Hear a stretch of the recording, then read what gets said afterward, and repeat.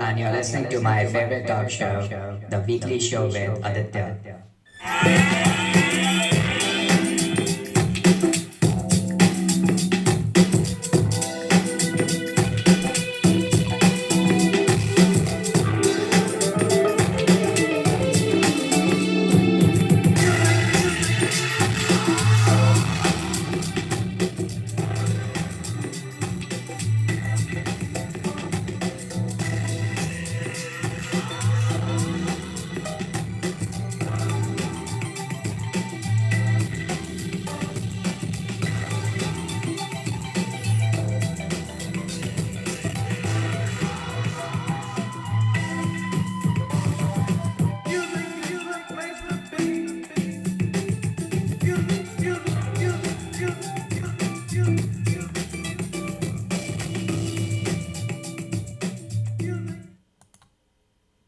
This is episode 466 on the 7th of January 2022 on this beautiful Friday morning. So South Africa goes on to win the second match, chasing 240 runs with ease. And then what happens? Everything is wrong with the sport. There are problems. These and we will go into details about what the pseudo experts said about the pseudo reasons and why they think there are issues. Of course, when a team loses a match, everything is wrong.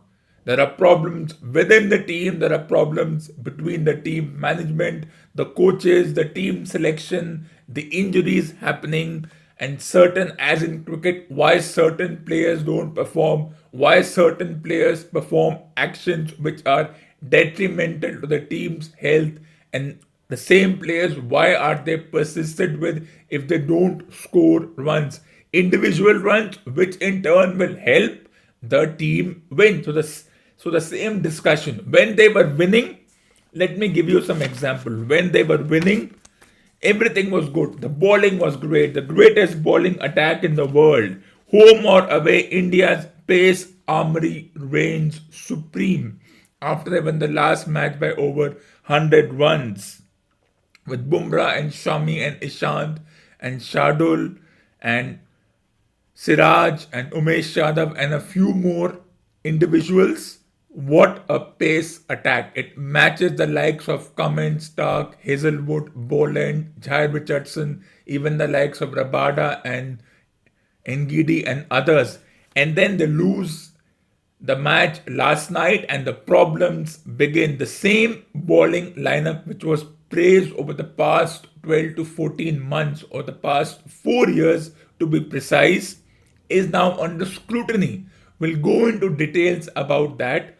So what happens with the series 1-all in the India-South Africa Ashes? It opens up the tournament. Well, those who don't remember and the media who is reluctant to open up the archives, the archives at this point don't matter, but because the pseudo media, the print media, the electronic media often goes berserk after the team loses, and we know what kind of problems they highlight when the team loses. We can debate this all night long. They have forgotten that in 2006 we won the first match under the legendary Dravid, a term which I think is not deserving, but he's got it. So let's go with it. And then they went on to lose the next two matches, a team which had the likes of Tendulkar, Dravid, Ganguly, and Lakshman, and yet we went on to lose the series 2-1.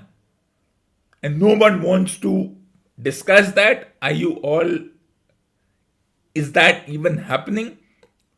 That was a worse performance than this one. Yes, middle order muddle has always been with India. Otherwise, why would you have Kapil Dev at 17 for 5 making 175? While we praise Kapil Dev's 175, we should have discussed why they were 17 for 5 in the first place against a mediocre East African or Zimbabwe team, whatever it is. So that's just the double standards we have. We are so obsessive about certain players, and that's the nature of sport. A contemporary will always be obsessive about his or her contemporary in sports. So unless one of the current lot retires, of course they will retire. I mean, when they are not playing between the current group who are born between 85 and 90, unless they retire and they go into the commentary box and they spew praises about the current lot, we will always hear the commentators who are more in contemporary to the flukes of Dravid and Lakshman, who will always be in praise of them because they were their contemporaries. They played with them, and that's how sport works. That's why the current lot of hockey commentators are still obsessed about Raj Pillai and Dilip Turkey and a few ones who played in the 1920s. That's how sport works, believe it or not.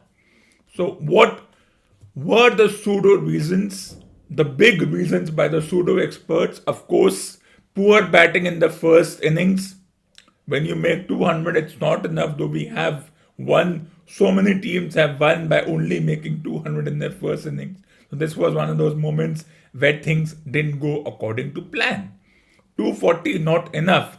Well, when a team chases 240, of course, it's not enough. And yes, they chased well, they came with a plan, they were counter tracking and everything, but then it is one of those things which can go either way. And then, of course, once again, the second innings collapsed from 3 for 155 to 6 for 180 to 10 for 266, and only because Thakur and Vihari added those extra 70 runs, otherwise the target of 240 would not even happen. And day 4, the day on which it rained, and of course rain can present problems for the bowlers, wet outfield and the quality of the ground and everything. The ground may be draining well, but they only cover a small portion of the ground, not the entire ground, like in countries like Sri Lanka where they cover the entire ground, and yet it's not enough. So I think the International Cricket Council needs to have a clause that every sporting stadium, cricket especially, should have a roof, retractable roof. If it's raining, you can close the roof and you can have the match. Yes, roof can have other problems, but at least the match will happen. You won't wait for 5 hours to make a decision, and that's something that we need to work on. And of course, poor captaincy, defensive fields. Of course, when you lose a match, the captain has to shoulder all the blames. And that's the way things work in this sport. No other sport, the captaincy is such a huge deal, but it's a big deal as far as this particular sport is concerned. Poor captaincy, and then of course Virat Kohli's absence, his energy and his always aggressive, over the top moods wasn't there, and then of course shoulder drop. They were negative in their field placing, and then all that. It happens. That's the nature of the sport. That's the thing that happens. And then Bumrah's bowling and Siraj's injury and Ashwin did not contribute anything, and that's the way things work. Bumrah was bowling shorter deliveries which went for 5 wides, and then he went for over 4.5 to 5 runs per over in his bowling. Whether he was inaccurate, injured, something else, it can happen. It has happened to the worst of the bowlers, so it can happen to the best of the bowlers. And Siraj's injury meant that they were reduced to literally 3 bowlers, and then Ashwin not being in the plan. And when he did bowl, he didn't take a wicket. He took 1 wicket, but it wasn't enough. And then he'll be compared to a Nathan Lyon for the rest of his career. And then, of course, wet ball going into the outfield, unable to grip, no swing, no seam, nothing. So on a wet day, things did not go according to plan. And of course, this was a ridiculous assessment by one of the pseudo experts that the height of the Indian bowlers are not 6'8", 7 feet. The South African bowlers have a 7 feet guy, a 20-year-old 7 feet. They have a couple of tall bowlers and they hit the deck and all those jargons which people really don't care about. And of course, Indians were taken aback by the South African counter-attack. South Africa came, they scored at 4 runs per over, and that's how things worked. And that's the nature of the sport. They came, they attacked, they took a cue from the way the Indian batters attacked in their second innings, and they said, we'll also do the same. And things work to a T for them. Sometimes when things work out, wow, wow, wow. Sometimes when things work out, you are in praise for the particular team. And that's the way things work. And of course, five batter strategy not working. Well, I have something to say on this. I think the five batter strategy is perfect. Five batters. Who are the five batters? It could be any five batters. You could have a musical chair between Rahane, Vihari, Iyer, and Pujara at any point in time if we think that Kohli is your number three or number four batter. And then keeper, I think it's a perfect strategy, whether it's Ishan Kishan, Rishabh Pant, or even Riddhiman Shah, who I think hasn't contributed much. He would have been a liability instead of an asset. So that's one thing, because we have so many liabilities, we have so many pseudo experts, so-called former players who deserve no credibility. They were a liability to the team, but they're not worth being named because they don't have that pedigree to be named. They don't deserve it. So that's the way things work. So of course, so even if we have an extra batter, what happens? Okay, we get an extra batter, but he or she doesn't bowl, because we were lucky to have once upon a time in the medieval era that Sehwag and Tendulkar and Ganguly bowled. So you could go with an extra batter and four bowlers, and if needed, they were part-timers who managed to get a few wickets in their armory, and that's the way things work. But of course, the challenge has been, the criticism has been, the concern has been that neither of the openers bowl. Rahul doesn't bowl, Mayank doesn't bowl, Rohit doesn't bowl, Kohli doesn't bowl, and so many others don't bowl. If they don't bowl from the time they started bowling, then they will not bowl now. You can't just say, okay, bowl. They may bowl a few bad deliveries. So let's not get into that debate. I think the five batter strategy, every team is doing it. Look at Australia. So it's so good for them. They used to go with seven batters and then three bowlers and a spinner, and all the pressure used to be that Cummins, Stark and his contemporaries had to bowl the extra overs. Now they have Cameron Green, an emerging all-rounder, which means that the three fast bowlers and the spinner can take a rest, and Cameron Green can come and bowl 4 or 5 overs. He's also a decent bowler. I've been seeing him bowl. Look at England. They're going with Ben Stokes at number 5. So it's fine for other teams to do it, not for us. We have Shardul Thakur, Bhuvneshwar Kumar and Hardik Pandya as the all-rounders. Of course, we don't trust Bhuvneshwar Kumar in the test scheme of things, which I disagree. He should be there. He will give that thing. And of course, then Shami and Bumrah and Siraj and Umesh Yadav and Ishant Sharma and Ashwin Jadeja, whoever they want to go with. So yes, 5 bowlers, 5 batters, perfect. Somebody will always miss out, and that's the way things work. And Dean Elgar just had his day. It's one of those days when things worked for him. He took a lot of body blows. Of course, it was compared to a boxing match, the ball rising, hitting him on the shoulder, hitting him in the shin, hitting him in the certain unmentionable areas, which that's the way you are supposed to play this sport. Whether it was a poor wicket or not, can't do anything. You have to play. Unplayable wicket or whatever be the reasons, why do the groundskeeper create this wicket? Why it deteriorates? Why suddenly a ball rises, or in the next moment the ball keeps low as if we are playing pinball or bowling? That's on the groundskeeper, not on the team. And of course, things like heavy roller and the height of the Indian bowlers is ridiculous. Heavy roller is just an excuse. Everyone knows every team will use a heavy roller, negate the pitch. As I've said before, the pitch has no role to play. The pitch is only a state of mind. The pitch is subjective. It's the skill of the bowlers which makes the bigger difference. The pitch is there. You could have a road instead of the pitch. It doesn't make a difference. So these things, pitch and the height of the bowlers, you can't have this discussion right now. You can't blame Indian bowlers for not being tall, because That doesn't work. That just doesn't work. So how do I look at this particular match? I would say it was a decent performance. Of course, 200 and then the collapse, Rishabh Pant's shot selection. I don't think it was a poor shot. Of course, the whole sledging and the talk by the fielders and all the controversy surrounding one catch and all the conversation around it. Of course, people weren't happy with that. But then, if there were crowds, you wouldn't listen to all that because that sound would be covered by the crowd. But because there were no crowds, a poor decision in itself. It doesn't matter what the reason was, not to have crowds, full house, at least 25,000 people should have been there.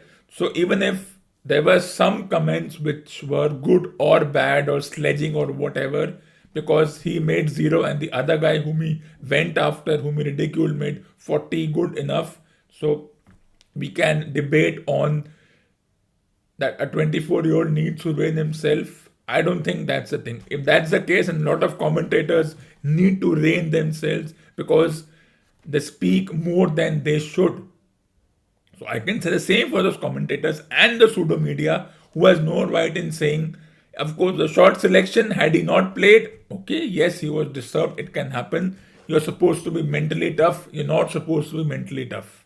No one is this mentally tough thing is ridiculous, subjective, and has no place in real life. It looks good on television, it looks good on fiction, but in real life, such things are absolute nonsense. So overall, I would give India 7 out of 10. I would give South Africa 7.5 out of 10. But to say that there's a middle order muddle, there are problems with the bowling, and South Africa suddenly has confidence after they have won this match.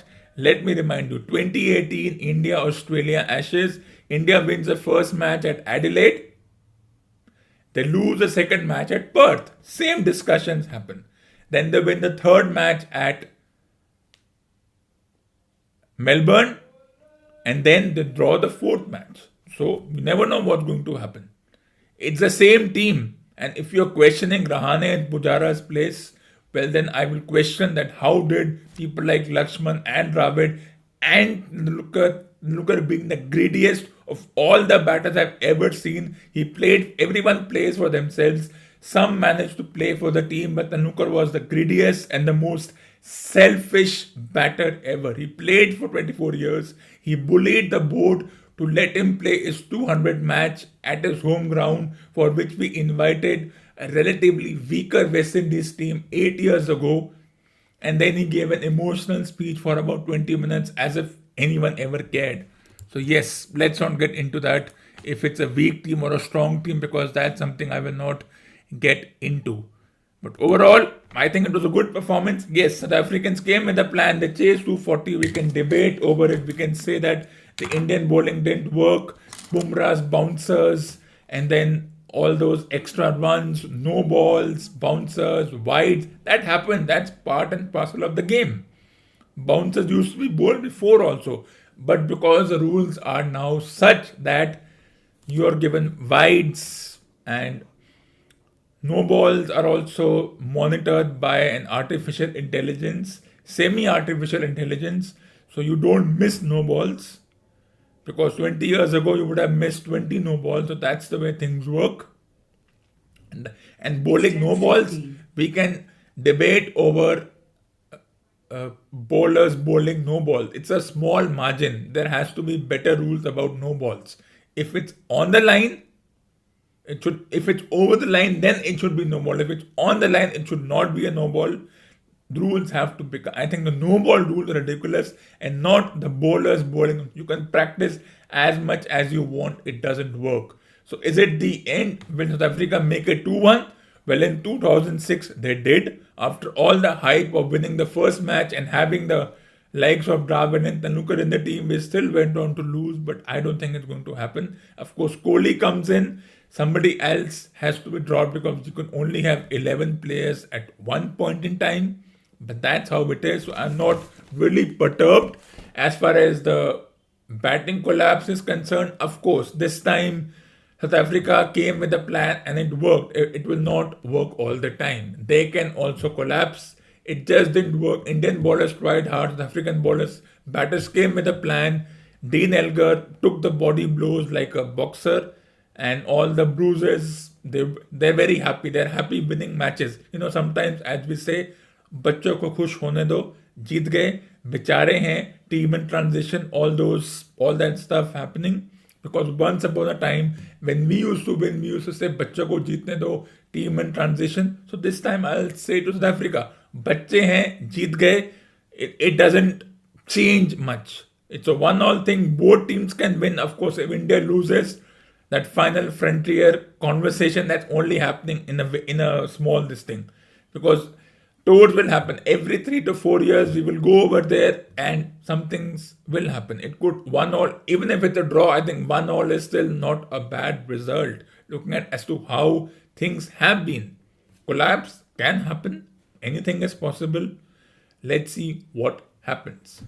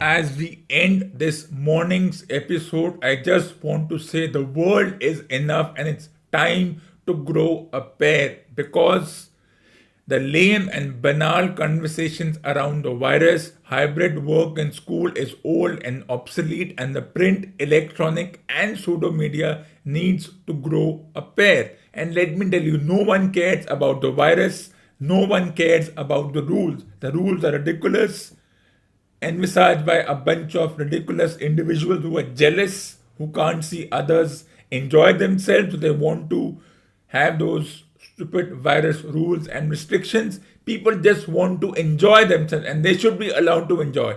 Full house schools and other gatherings should be full house. Just go and enjoy yourselves. Of course, observe some of the ridiculous rules so that people are happy, though their happiness is also not real, but it's pseudo happiness. But yes, it's time to grow a pair. It's time to move away from this conversation, because frankly, no one cares. No one is impressed anymore about such conversations, because the pseudo scientists have nothing to contribute. Organizations like WHO have nothing to contribute. They haven't contributed. So unless they don't talk about this ridiculous, imaginary, and fictional virus and everything around it, they will feel that they haven't done much. So of course, it's time to grow a pair, move on. And the curbs and restrictions, well, it's poor leadership and it's all about jealousy. And frankly, I don't even care. Maybe I will observe them not out of respect, but because maybe that's the way it is. We are forced to, because that's the way dictatorship and autocracy works. You have to, because the result is negative. But overall, I don't even care about this. I don't even care if it's spreading, because we all know it's the biggest con of the 21st century, 22nd century. and the biggest fake news that ever comes, and it's so easy to scare people. People are still scared, and they will be scared. Those who are not will be called outliers, so let there be outliers. But overall, the world is enough, and it's time to grow a pair.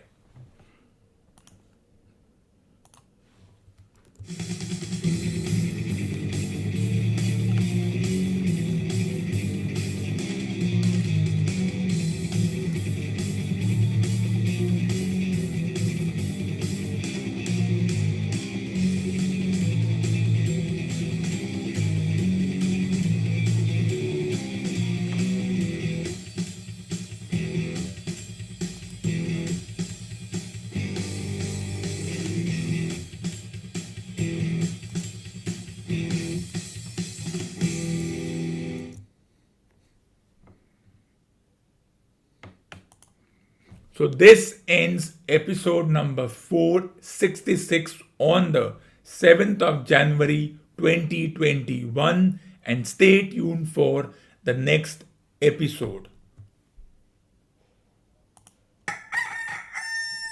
For more awesome content, tune in to the next episode of the Weekly Show.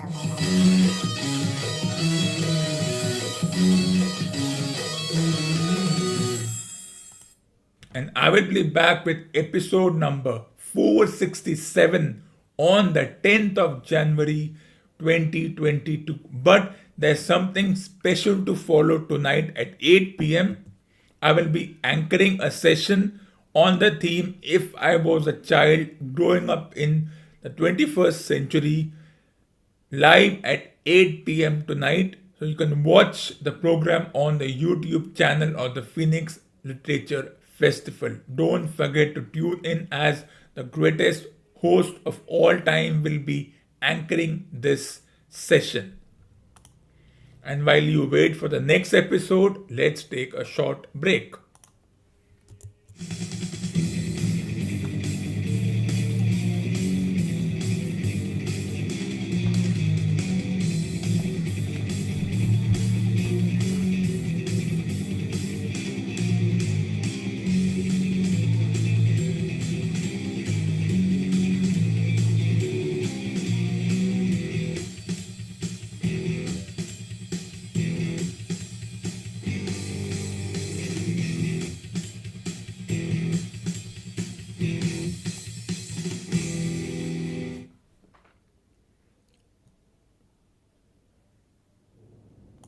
And while you wait for tonight's program, the special panel discussion, and the next episode, do not forget to add these legendary books to your must read books column. I repeat once again, do not forget to add these legendary books to your must read books column.